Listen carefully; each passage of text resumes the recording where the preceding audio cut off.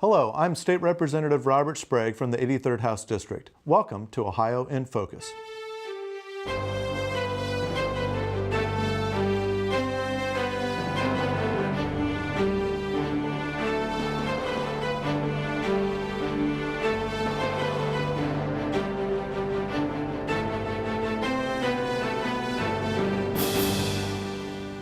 Hello and welcome to this edition of Ohio in Focus, a program that brings state government to you. I'm your host, Brad Miller, and I'm pleased to be joined today by State Representative Robert Sprague, who serves the 83rd House District, which includes Hancock and Hardin counties, as well as parts of Logan County. Representative, good to see you again. Thanks for having me, Brad. I appreciate it. So you came into the House originally in 2011. Right. So you are currently working on your third state operating budget. Yes. And that's largely what we're going to talk about today, is your work with those budgets. Can you give us some background on where we were, where we are now, and your work over the years on the budget? Well, I can tell you this budget's been a lot easier than the first one that I was involved with. Coming in as a freshman, I got here in February of 2011. The state had a 10.5% unemployment rate that we were recovering from. We had an $8 billion budget deficit, and we were on line to do the final segment of several different income tax reductions that have happened over the last 5 years prior to that. And we were facing a 4% income tax reduction. And we had to make a choice then. We had to say, hey, how are we going to deal with our fiscal deficit? Are we going to be able to still hold true to our word and make those tax cuts to reinvigorate our economy? Which direction are we going to go here? Are we going to spend more government money, or are we going to return more money back to the people of Ohio in an effort to get the economy going?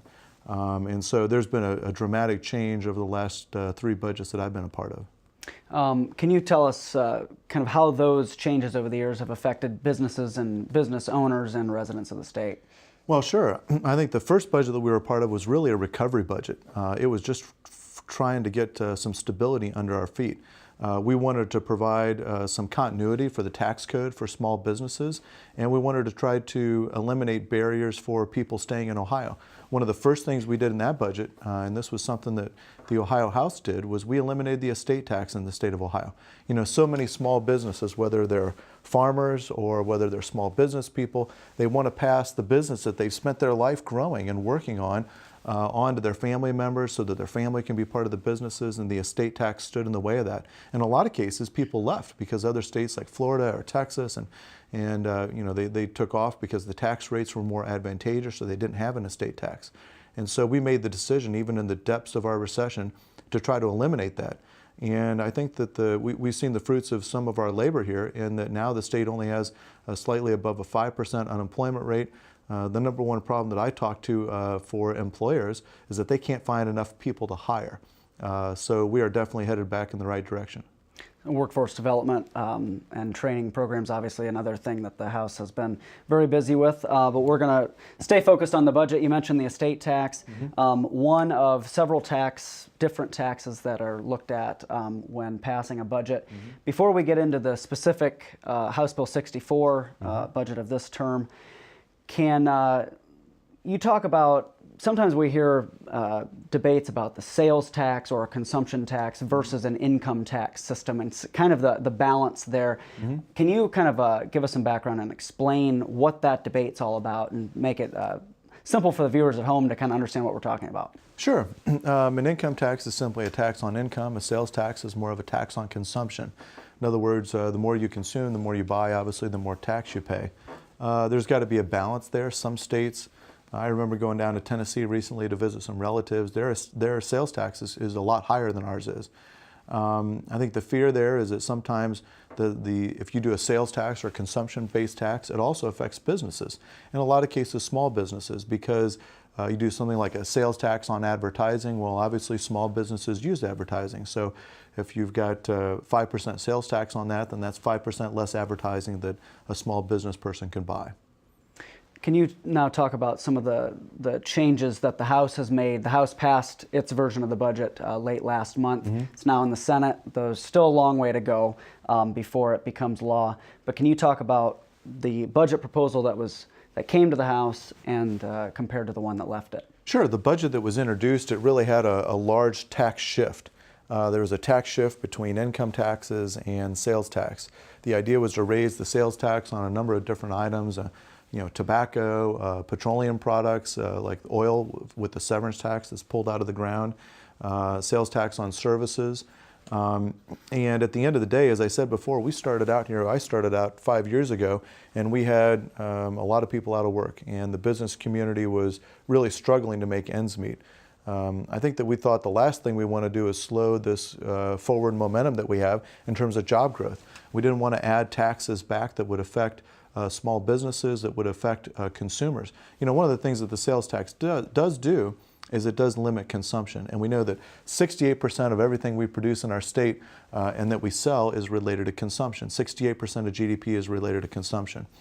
So we had to carefully weigh what we were going to do in terms of the income tax and what we were going to do in terms of the sales tax.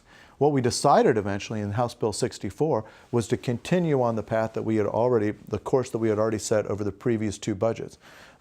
So after we eliminated the estate tax, the next thing we did was we did a $2.7 billion tax cut for the income tax, and we reduced our state income tax by 10%. And then the second piece of that was we took the small business tax. Small businesses create 70 to 80% of the jobs in our state. And so we took the small business tax and we said we're going to reduce that by 75% on the first $250,000 worth of income for anybody that uses a pass-through like an LLC or an S Corp or a sole proprietorship, all these types of forms of businesses that small business people use. Because we want to encourage them to hire people, make investments in their business, and to prosper. And so we made that a temporary tax. And then in this budget, we basically continued that work. And instead of doing the tax shifting, we decided to go with a pure tax cut. We did a $1.2 billion tax cut this time around over the biennium. And we've also decided that does two things. We spent that money and returned the money to the people of the state of Ohio. First in the form of continuing that 75% small business income tax cut and making that permanent. And then the second piece is we reduced we've reduced income taxes across the board, which pulls our top marginal rate, which is the one that everybody quotes, down to 4.99%, below 5% in the state of Ohio for the top income tax rate. And this is the lowest tax rate that we've had in the state of Ohio since 1982. So, and in 1982, I think that was when the Commodore 64 computer was introduced. That's quite a long time ago. I can remember that, unfortunately, but that's pretty remarkable to go back in terms of tax policy, 33 years, and be looking at a low income tax rate like that. We think that that's going to spur economic growth. Well, we'll try not to date you too much there, right. But, I shouldn't have brought that up. Good point. We talk a little bit about your role in the Finance Committee. The Finance Committee is obviously the committee that the budget goes through. One of several standing committees in the House. Within the Finance Committee, there are a number of subcommittees, one of which you chaired. Can you kind of talk about that and how that kind of fits into the entire mold of the Finance Committee? Sure. Obviously, in addition to our tax piece, one of the reasons that we're able to reduce taxes is really twofold. First of all, our economy is growing, so the revenues are going up. But secondly, some of the programs that we pay for as a state, both for the departmental side, we've been very frugal in terms of any sort of departmental increases, in some cases flatlining or cutting departments. And secondly, in terms of the Medicaid system, you're beginning to see the caseload numbers go down. And so a big piece of the Health and Human Services budget, out of the $68 billion, all funds that we spend approximately each year, about $38 billion of it comes through the Health and Human Services Subcommittee. And it involves things like the Medicaid system, developmental disabilities, the skilled nursing facilities, and many other aspects, hospitals and medical providers, obviously, through the Medicaid piece. So it involves a lot of different moving pieces and parts, and it's a critical element to try to contain costs in, because if you aren't able to contain costs with that area of the state budget, then those costs begin to crowd out other things that we'd like to do for the people of the state of Ohio, like invest in K-12 education, for instance, for our kids.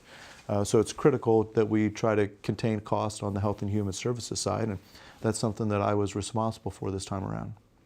We're going to close by taking a step back and kind of looking at the full process.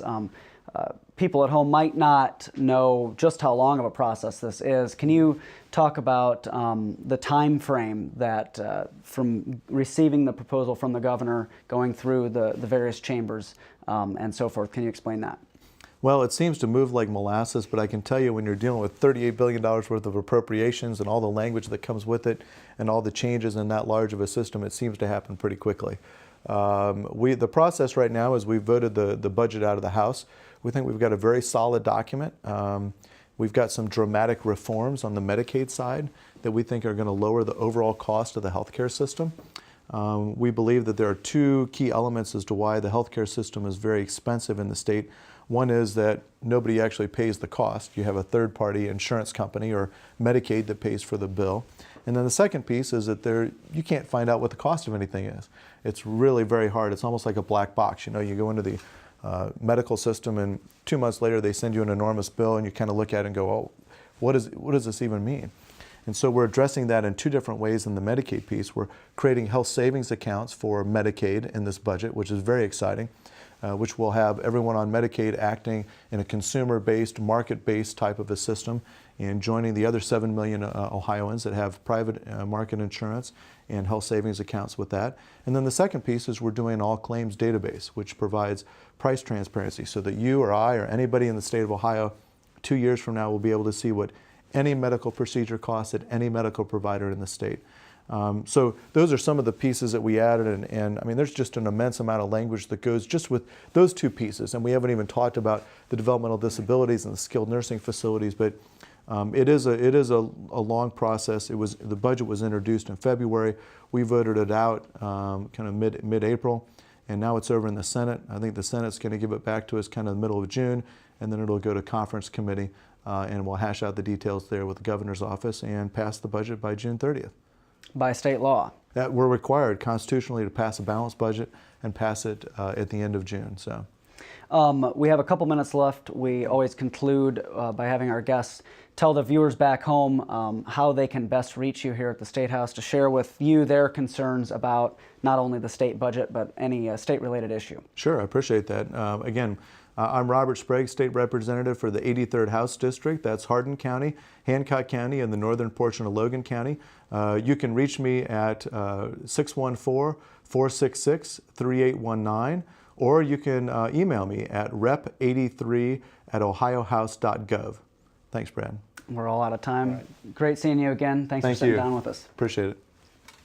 And we look forward to seeing you again on the next edition of Ohio in Focus, a program that brings state government to you.